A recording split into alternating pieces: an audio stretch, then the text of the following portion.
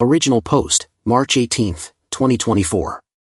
My 34F, life is falling apart and it's all thanks to my husband. We had a perfect life, both of us worked in the jobs we loved, we have a beautiful daughter, 10F, and a healthy son, 5M. When I was pregnant with our son we both almost died due to complications. So before the birth and even afterwards I didn't want to have sex, why would I? I almost died and my body was in pain for months afterwards even with strong medication. I thought my husband understood because he never pushed me for sex or even asked. I thought it was because he understood my pain, but apparently he was just getting it from somewhere else. A few months ago we were visited by Child Protective Services. I was terrified at first, frantically thinking of what we did wrong with our children to cause a visit. But no, as it turns out some woman I've never met before died in a car accident leaving behind a daughter, and my husband's name was on the girl's birth certificate and he was named in the woman's will as the father. I thought it was a mistake at first, until my husband told me the truth. As it turns out, while I was suffering my pregnancy and the after effects of almost dying, my husband would go to a woman he knew at work and get it off with her. He said this as if he did me a favor. Well, as the CPS worker explained to us, my husband is her closest living relative that can care for her. The woman's family apparently wanted nothing to do with the poor little girl. When she asked us if we wanted to take her and I said yes. Yes, I know this might be the true cause of all my issues, but my husband pawned that poor girl off to live with her single mother for 5 years. He doesn't get to pawn her away when she needs help. She's his responsibility, and now is ours. I told him I'll help take care of the necessary visits for wellness checks and help with whatever CPS wants us to do. All he had to do was explain everything to our children. The fact I'm saying this tells you what he did. Yes, nothing. We had to clean out a room and buy new furniture and even looked for some toys. Our children go to a private school, so I picked up some more work hours in order to be able to afford her tuition. I was the one who had to tell our extended families the big change because he didn't want to do so. I did almost all the heavy lifting. So color me shocked when his daughter finally joins our family 2 weeks ago and the first words out of our children's mouths was, "Who's that?" Yes, I was the one who had to tell our children's school, extended families, family doctors, and my workplace about my husband's affair and subsequent addition to our family. But he couldn't tell our children, being he was too ashamed to face them. So guess who was the one who had to explain that they have a sister now as I'm trying to settle the poor girl into her new home and room? And shocker, our children didn't take the news well as it was happening right in front of them. My daughter was screaming while crying, causing my son and the little girl to cry. A situation that could have been avoided if my husband just did the one thing I asked of him and explained everything to them much sooner. It's been 2 weeks of her living with us and the situation hasn't improved. My husband has not picked up the slack that comes with having a new addition to the family, so we're struggling right now to make ends meet. I feel embarrassed bringing all 3 children around for appointments and groceries because the little girl is very much obviously not mine and I can tell people are judging our family. My daughter is much moodier and less happy and refuses to even acknowledge our newest addition to the family. Our son doesn't really understand what is going on and it's causing even him to lash out. And I don't even know how to help the poor little girl because I know that if I feel like my life is falling apart, she must feel even worse. I suggested family therapy, therapy for our children, even just marriage therapy so we can hopefully move past this and work together as a unit for all the children. He's refused everything, saying that he knows he'll be lectured by everyone when all he was doing was trying to help me. I just don't know how to fix this, please help me. I don't want to divorce him because I just know that will make it worse for the kids, but that's the only option my family is telling me. Meanwhile his family is begging me to make this work and to just look past it. Thank you, I hear you all loud and clear. We'll be looking into therapy for me and the children and hopefully a good divorce lawyer. But first I need to get some answers because some of you are raising some good points. Relevant comments. OOP on if she was sure her husband wasn't cheating now. I know this is pathetic to say, but I really did think he was amazing before all of this. When I gave birth to our daughter he stepped up to the plate by caring for her and doing housework. He was an attentive father to both of our children before all of this. I was able to tell him I need to take a break and he would just step to it and care for them and make sure I could relax. I don't know why he committed such an affair and then try to excuse himself, and I don't know why he's decided to not care about our children as much as he used to be. I guess I just keep hoping if we all go to therapy and find the root of the issue we can fix it and go back to how our relationship used to be. Now reading all these comments that are sounding just like my family, I guess I was just being naive. OOP, I'm leaving the child to her father as the girl is not OOP's responsibility. OOP was told to leave her husband. I have to disagree with this comment. As much as I hate my husband's actions, I do not hate her enough to just abandon her in such a terrible time for her. I agreed to take her into our home, so she is indeed my responsibility as much as my husband's. And I didn't say this at first because I didn't know if it was important, but she and my son have gotten really close in such a short amount of time I would feel heartbroken separating the two. Update, April 25, 2024. I'm sorry, you all were right. It was a lie. When all of you were pointing out how the kids' responses to youngest arriving didn't make sense, it made me realize how correct that is. They came home to a room all made up and I made passing comments to them asking about how excited they were for youngest's arrival. They should have known about her. At this point I decided to just ask my eldest daughter directly because she was still so upset about it and I think subconsciously knew I wasn't going to get the truth from husband. So I went to her room while she was lying in bed and I asked her.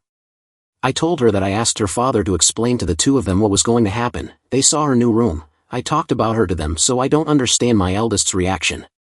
So yes, it turns out husband didn't tell them and then me the truth.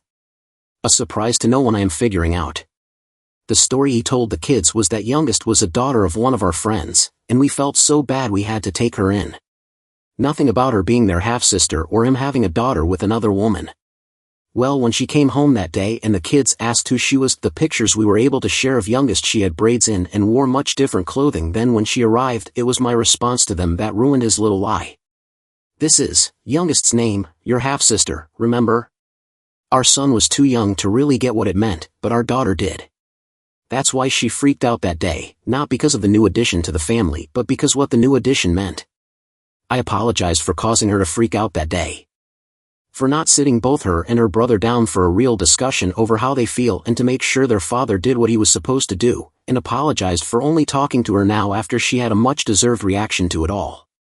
My daughter accepted the apology, and I asked her if that was why she was distant from the youngest. She told me that's part of it, and because word got out at her school about what the newest addition to our family going to the school meant, so now she's getting teased and picked on for having a father who cheated. It broke my heart realizing just how badly I messed up. By continuing to beg the spineless man they called a father to help them and then allowing myself to get shut down, I was essentially allowing all the kids' needs to be ignored. I told daughter I'll sign her and her brother and sister up for therapy. Of course the pathetic man tried to plead with me not to when I mentioned signing the kids up, but I told him to give it up already. All three children's lives have changed, and it will help them adjust with a professional to speak to. He's been grumbling and whining about it, but I don't care anymore. And this might cause many to be upset with me, but I'm in the process with husband to have him transfer custody of youngest to me. I've grown to care for her, and as some comments in my last post have pointed out, once I do divorce him and leave with our kids, I don't doubt he'll treat her awfully or neglect her. He's been right on board, and it took some convincing, but his parents finally agreed to be witnesses. I got all the paperwork set up and scheduled an appointment with an attorney to help with anything else. Once that happens, I'll try to get everything I need in order to have a smoother divorce and then subsequent move to be closer to my family. Thank you to everyone for giving me a good slap in the face and help me realize that the children and I deserve better, and I was being so gullible into thinking a man who cheats on his dying pregnant wife is deserving of any respect. New update, October 16th. Posted to r/Mommet. How do you tell your children you're going to divorce their father? I have 3 children, an 11-year-old daughter, and 2 6-year-olds, a son and daughter. Just recently, after months of court hearings, home visits, background checks, and interviews with a judge and a social service worker, I've been granted custody of my 6-year-old daughter with her biological father, my husband, giving up parental rights to me. Right now I'm looking into how a divorce will go and what I need to get any affairs in order to make the process as smooth as possible for everyone involved. The reason for the divorce is because of how he behaved when his adultery came into light. As you can see from the ages, he cheated on me with a coworker of his while I was dealing with a highly complicated pregnancy and birth. I was the one who had to get everything in order. Meanwhile, it seemed like he did everything he could to make the process of a new addition to our family as difficult as possible. He lied to our children, refused to take all 3 children to therapy, and when I did take them he whined and complained, refused to take on extra workload to help our budget stabilize after a new addition, refused to even acknowledge the children were struggling, and even refused to take all 3 children out and about because he didn't want people to judge, but it was perfectly fine for me to go through it. Basically, it felt like I was the only one trying to repair our family and have us move forward while he made damn sure we were stuck and hurting because he refused to acknowledge that he messed up. Divorce is the only option for me at this point. I just want to know, how can I explain this to my children? I've seen how refusing to actually explain to children can hurt them. Hell, I was the one picking up the pieces from last time thanks to him. I just don't want there to be any more lashing out or fighting. I'm terrified for my eldest in particular. She was the one most hurt by all these changes, and I know she'll understand why. The last thing I want is for her to blame her siblings or herself. I've yet to tell anyone else my plans for divorce because I don't want it getting back to him or the kids before I'm ready. And if there is no way to make the impact easier, how can it make sure it's less damaging for them? OOP has only replied to one comment. The commenter questioned parts of OOP's story, more specifically why she stayed and helped take care of his affair child, and confused on the custody of said affair child and the biological children. Okay, let me try to help. I'm sorry for the confusion. I discovered her existence about a year ago because her biological mother died in a car accident. It's a little confusing here and he still won't give me the why of this, but he was on her birth certificate as the father, so social services did the usual of home visits and background checks to place her with us because I refused to allow him to turn his back on her and have her struggle in the foster care system.